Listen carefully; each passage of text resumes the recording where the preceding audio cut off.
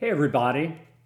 I want to have a conversation today with you about some of the things that have been on my mind, which is consciousness and how we're going to ultimately evolve alongside machines in this AI era that we're all now in, which is so exciting. It's the most exciting part of what is happening at Data.World with our AI context engine, where we've essentially formed the digital brain of all the facts about a business and across all their data silos, and allowed that digital brain then to interact with large language models so that it'll enable that chat with your data type future that's been envisioned ever since Star Trek The Next Generation, since Captain Picard would call up to the computer and be able to answer any questions that were on his mind, and all the facts were there. Well, every company wants that. That's been a chase that started in the 70s and maybe even earlier, but in the 70s, SQL was invented by IBM, Oracle commercialized it, and it's been on this path for a long time. But when I want to talk about consciousness today, well, I have the benefit of having a son, Levi, who is 14 years old, who is extremely smart, and he and I have been reading Ray Kurzweil's new book, The Singularity Is Nearer. Now, in 2005, Ray Kurzweil came out with the book, The Singularity Is Near. And that book really transformed the way I think as a technologist. I've been programming since I was 7 years old.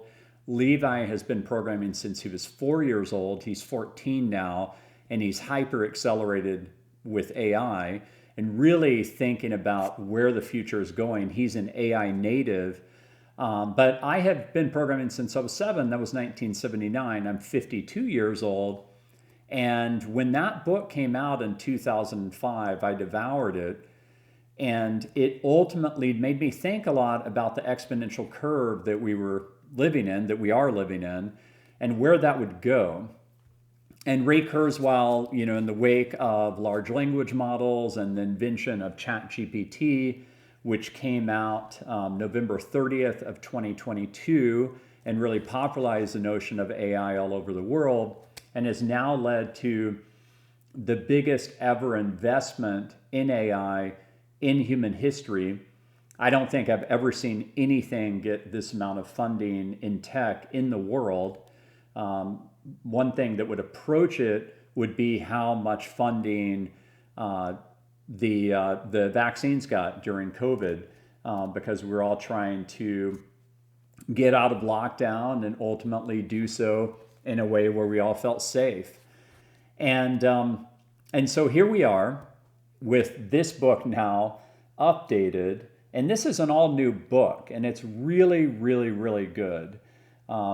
It is leading to very long walks and talks that Levi and I are having about the future of consciousness and what that's going to mean in a machine age, in an AI age. So in 2005, the subtitle of The Singularity Is Near is When Humans Transcend Biology. And there was a documentary as well made about it, really featuring Ray Kurzweil.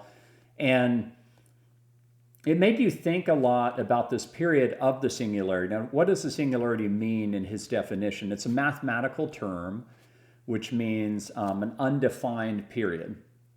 And he's basically saying by 2045, we're going to hit an undefined period in humanity where superintelligence is so prevalent and where we have merged with AI that we will not be able to predict what happens next, that the exponential technological curve grows at such a fast pace that it's impossible to predict, okay? And he's very excited about that and optimistic about that, but it is undefined. And in this book, he does talk about, and this book, by the way, just came out on Tuesday, and the subtitle's When We Merge with AI. He talks about the fact that we need to be very intentional about where all that's going and adapt as human beings. When we started this year, 2024, the two words that really popped in my head for this year were adaptability and resilience. And I think those are the two most important human traits that you can now have in this age of AI, which is going to create hyper productivity. It's obvious. It's obvious at data.world. We've lifted our own internal productivity by over 25% with our VP of AI operations, Brendan Godochi, creating 11 tools that we use internally. Two of them are also external. One is called Interactions with Archie, which our customers can use to find out anything about data.world, all of our marketing content, all of our competitive intel, all of our blog posts, all of our content about our products is in there, okay? And people use that and we get leads from that. The other that's external facing is our Docs bot, where you can chat with all of our documentation. And we had and have a very good tree for our documentation, but it's much easier to chat with it. We're in a highly complex space at data.world. We have over 100 integrations, and being able to just chat with the documentation is something we use internally just as much as our customers use externally. We use it all the time. And we also use Interactions with Archie all the time. I was using it recently with a prospective investor, and they asked me about one of our foundational tech layers, HDT. I typed in Interactions with Archie. I found 2 blog posts about HDT that referenced HDT that I frankly had forgotten that we wrote because they were in 2017. I'm using these tools all the time. I'm using ChatGPT multiple times a day, usually 10 plus times a day at least. Our son, Levi, is using it all the time. We're also using Claude 3.5 quite a bit as well. And I just shared with the team a really fun websim.ai site, which is kind of a parody site. It's a little bit like Rick and Morty multiverse site. But check out websim.ai, which is powered by Anthropic's Claude 3.5 Sonnet model. It's really, really pretty funny to use with your kids and really shows you a peek at where entertainment is going. So one thing that happened on a walk with Levi is we were talking about older people. And I was saying, Levi, I'm going to hit an age where, one day I'm much older. And I hope my brain doesn't degrade to the point where I'm not functional anymore. I saw my great uncle, who was an amazing CEO, get Alzheimer's. And it's part of the reason why I take so much omega. Algae Omega is the brand I use as a vegetarian to really help foster brain health. I take a lot of vitamins. I eat very well as a vegetarian too, to really take care of my brain.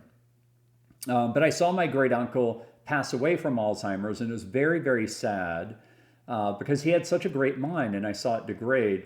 And so we're talking about death, and I brought up this Steve Jobs quote. I'm going to read this quote to you. Steve Jobs said, "Because death is very likely the single best invention of life. It's life's change agent. It clears out the old to make way for the new. Right now, the new is you. But someday, not too long from now, you will gradually become the old and be cleared away." So I was talking with Levi about this, and I was saying, look, at some point when I get to an age, if my brain health degrades like that, I want to be cleared out to make way for the new. And that provoked this conversation because he and I are both reading this book, and his favorite thing to talk about is AI, and it's my favorite thing to talk about as well with him. We started talking about, well, wait, hold on. Let's think about this. What about if we're able to upload our consciousness and maybe have a new physical body? Or when maybe we're able to work with DNA through CRISPR and other technologies to a point where we reverse aging and we can live much, much longer lives. And, that's kind of the proverbial fountain of youth. So we got in this long discussion about, well, how would we know, right? If like I had Alzheimer's at one point in the future, like my great uncle had, um, would it be better for me to be kept alive because maybe we'd progress at a rate where I would be able to be almost reborn in a way, with a new brain or the cure for Alzheimer's and a reversal of that, where all of my memories and everything were intact. And so it started this long ranging discussion. Well, then we started talking about machines, and could machines ultimately be conscious? And that started us down this path where it made me think of movies like Weird Science in the past. Okay, that was one of my favorite movies growing up. It was a lot of fun, and it's essentially about a woman that was a teenage boy, like other teenage boys, very crazy about women. I've been married to the same amazing woman in Deborah for 28 years now. And it was kind of like a teenage boy dream, because this beautiful, beautiful woman they are able to bring to life. And, this is kind of a metaphor for a sex robot. Okay, one of the things that's going to happen with AI is eventually it's going to transform or evolve past large language models, where it goes into physical representations of machines, which look like human beings, or at least are humanoid-like. We already see that happening with robots. I'm an investor in a company here in Austin called Apptronic through the Capital Factory Fund. I love their CEO. They did an amazing demonstration of their robot on stage at South by Southwest. I wrote about that. Levi and I visited their factory.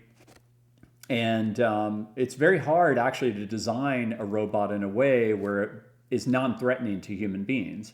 But one of the things that's always led with technology, and I know it's an uncomfortable subject, but I'll just go there because it's important to go there for this conversation, is tech has always been on the bleeding edge of delivering pornography online, okay?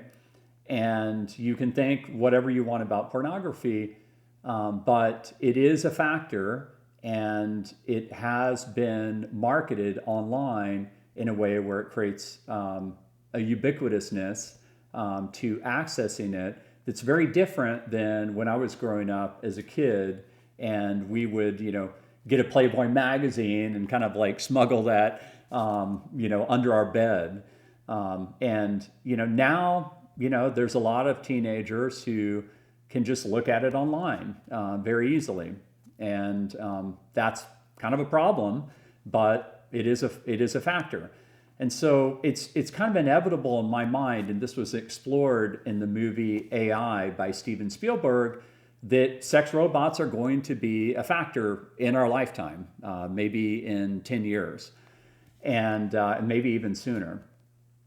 And if you had a sex robot, then ultimately you would develop an attachment to that. And let's say that something horrible happened, right? Like your sex robot got run over by a car. And Levi and I were literally talking about this on our walk, and you may think less of me as a parent because I'm talking to him about this, but look, I'm just trying to prepare him for the future, because these are the types of things that we'll be talking about in the very near future. It's inevitable that humankind is going to have to cross this bridge. So I was saying, like, well, what happened if the sex robot, got hit by a car and and ultimately, starts dying or dies?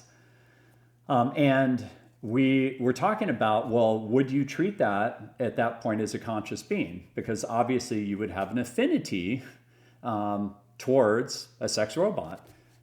Just like people already online are developing affinities towards AI avatars. This has been explored recently on the Hard Fork podcast, which Levi and I absolutely love. So the question is, Is consciousness something that a machine could have? And the most important chapter of this book so far that I've read is chapter 3. And in chapter 3, Ray Kurzweil introduces a concept called pan-protopsychism. Okay, and I'm going to describe what that is. This is just ChatGPT's GPT-4o's definition of it. Pan-protopsychism is a philosophical view that posits that the fundamental constituents of reality possess some form of proto-consciousness or proto-mentality. This means while these basic elements do not have full-fledged consciousness, they have properties or potentials that could give rise to consciousness under certain conditions. This idea attempts to bridge the gap between purely physical explanations of the universe and the emergence of conscious experience. Okay, so here's what I've always believed about consciousness. I believe that we have a soul, and I'm a very spiritual person. I'm Jewish, and I also believe in Vedanta, which is an over 5,000-year-old Indian philosophy. And one of the concepts of Vedanta, which is, again, mainly a philosophy, is that there is a universal form of connectedness. And one thing that John Mackey, who wrote the foreword to my book, The Entrepreneur's Essentials, talked about recently on an epic podcast that he did with Rip Esselstyn, who is the founder of a business called Plant Strong that John Mackey and I are both investors in. We're both vegetarians and plant-based. And that podcast episode was fascinating because John Mackey talks about an experience that he has where he tapped into this form of oneness, this form of universal consciousness, which actually gave him the confidence to believe in himself and start Whole Foods. I would encourage you to read, or I'd encourage you to both read his book, The Whole Story, but I would also encourage you to listen to his podcast episode with Rip Esselstyn. I'll share it here in the show notes for this YouTube video, so you'll be able to see it in the comments. But it's interesting that that he has had this, tapped into this feeling of universal consciousness. And I personally believe that we are born from the universe and life emerged from the universe, and that ultimately consciousness had to emerge from the universe for us to be able to have consciousness. So consciousness, I believe, is this universal force. And it gets into spirituality, but what Levi believes is he does not actually believe in God. I would describe him as an atheist at this point. He's 14 years old. We did have his bar mitzvah in Israel last year, and he enjoyed that. And it was a rite of passage being a young Jewish man. But ultimately, that's what he believes. And he and I have these long discussions about spirituality, especially in this age of AI. So this is what he believes. But we both agree that consciousness is this force that had to somehow emerge from the universe. And one of the things that Ray Kurzweil says in his book here in chapter 3, I just want to read this to you. It's really thought-provoking. It is certainly possible to question many of these individual calculations, and scientists sometimes disagree about the implications of any single factor. He's talking about the emergence of consciousness. But it isn't enough to analyze each of these fine-tuned parameters in isolation. Rather, as physicist Luke Barnes argues, we must consider the intersection of the life-permitting regions, not the union. In other words, every single one of these factors has to be friendly to life in order for life to actually develop. If even a single one were missing, there would be no life. In the memorable formulation of astronomer Hugh Ross, the likelihood of all of this fine-tuning happening by chance is like, quote, the possibility of a Boeing 747 aircraft being completely assembled as a result of a tornado striking a junkyard. The most common explanation, that's a close quote, the most common explanation of this apparent fine-tuning states that the very low probability of living in such a universe is explained by observer selection bias. This is actually what Levi believes. In other words, in order for us to even be considering this question, we must inhabit a fine-tuned universe. If it had been otherwise, we wouldn't be conscious and able to reflect on that fact. This is known as the anthropic principle. Some scientists believe that such an explanation is adequate. But if we believe that reality exists independently of ourselves as observers, this cannot be fully satisfying. Martin Rees considers a compelling question we might still ask. As he puts it, quote, suppose you are in front of a firing squad and they all miss. You could say, well, if they hadn't all missed, I wouldn't be here to worry about it. But it is still something surprising, something that can't be easily explained. I think there's something that needs explaining. Close quote. Okay, so it's a very, very interesting thought. Is consciousness something that has emerged from the universe, and therefore machines could have consciousness if we program them to have consciousness? And when would we want to program them to have consciousness? And what about the upgrade cycle of machines? And this was part of the conversation that Levi and I were having on a long walk, which is, let's say that you are a first generation robot that has embedded consciousness. Well, obviously we're on an exponential technology curve, and as Steve Jobs said, that that death is very likely the single best invention of life, and that gradually, you become old and are cleared away to make way for the new. Levi and I were in this really heated kind of discussion about, should we clear the way for new age robots with much better components so that those robots could, the old robots could be cleared away and the new robots could come into being. Because obviously we don't want to just encircle the earth with junk robots that are prior generations. Elon Musk has predicted that we're all going to have personal robots, right? We're going to have them do house cleaning and other tasks. And they've been working on Optimus at Tesla. I think it's inevitable that we are going to have these. I drive a Tesla.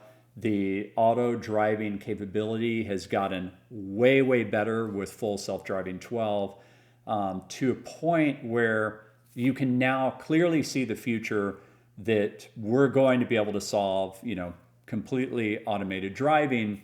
It's just a matter of time, but that exponential curve is pushing us more and more there. And it's interesting that in full self-driving 12, Elon Musk and his team made the call to train it on video through a neural network, a form of AI, to ultimately be able to solve this hard problem as opposed to making it rules-based. So they ripped out tons of C code to ultimately just reset it. Well, then Levi and I were talking about, it went back to the conversation about me and whether or not I would get Alzheimer's in the future. I really hope I don't. And Levi was saying, look, I wouldn't want to clear you out. Like, we could take all of your memories, everything else, and embed that in a new form of you. And this may seem, foreign to you, but every 2 months, all of the neurons, everything else in our brain are recreated. And Ray Kurzweil explains that really well in chapter 3 of his book, which is named Who Am I? Chapter 3 of this book, of The Singularity Is Nearer, which again came out on Tuesday. You should read it. You should be reading it right now and discussing it with people, because this is the future we're headed into. And so then we got into a discussion of, well, what if for that robot that is a form of conscious, we transfer their consciousness from one robot, form to the new components of a robot form. So you are in a way clearing out the physical body of that robot and maybe recycling those components, but you are keeping the wisdom that conscious robot gained, the life wisdom, all the experiences it had in the new form of body. The same thing could happen with humanity. And remember that, again, our brains are being rebuilt all the time, and our bodies are being rebuilt all of the time. And of course, Ray Kurzweil talks about the famous Greek ship story, which if a ship is completely rebuilt, is it the same ship? It's all the same components, but all the planks are new, etc. So he has this very fascinating discussion in chapter 3 on if there was a second version of you that had all of your consciousness, all of your memories, which one is the real you? And anyways, I won't get into all that because this video is already going on for too long. But you really need to both read this book and think about it, because this is where we're heading, and we're going to have to figure out how to ultimately navigate all of this with humanity, because I think that humanity will choose, given the choice, to live as long as they want, as long as they have healthy minds and healthy bodies, whatever form that takes. If you could live to be hundreds of years old and you had that choice, you could at least make that choice. Now, many people may decide not to make that choice, but if part of the reason people are afraid of growing old is because their bodies degrade and things like Alzheimer's and stuff. But if we just solve all major diseases through AI, and I think that could happen in the next 20 years, then ultimately you could theoretically live a very healthy life forever. So these are some of the things that we're going to have to really think about. And we're going to have to think about what rights these machines have. And this is something that Levi gets very animated about, is should these human being forms, these machine forms of human consciousness, or universally derived consciousness, should they have the rights of human beings? And that's going to be a big, big question that we're going to have to address, because if we're going to invent machines or AI with AGI, artificial general intelligence, and it's going to have sentience and it's going to have consciousness that has emerged from the universe, which is, I believe, the way we became conscious beings, then will they ultimately have the rights, including the right to say, I don't want you to shut me down. And therefore, if there's the death penalty for a robot, that it has to be tried in a court of law. So I know that this is all very sci-fi, but these are very real things that we're going to have to solve as we approach the singularity. And this is what Ray Kurzweil, who's an optimist like me, is most worried about, is our ability to approach and solve these problems. So anyways, that's the end of this video. Sorry for rambling. I just wanted to give you some of my thoughts from a very long walk with our son. And again, you should read this book. It's fascinating. It'll make you think very deeply, just like the 2005 version originally made me think. But now we're so much closer to the singularity. We're so much closer to AGI.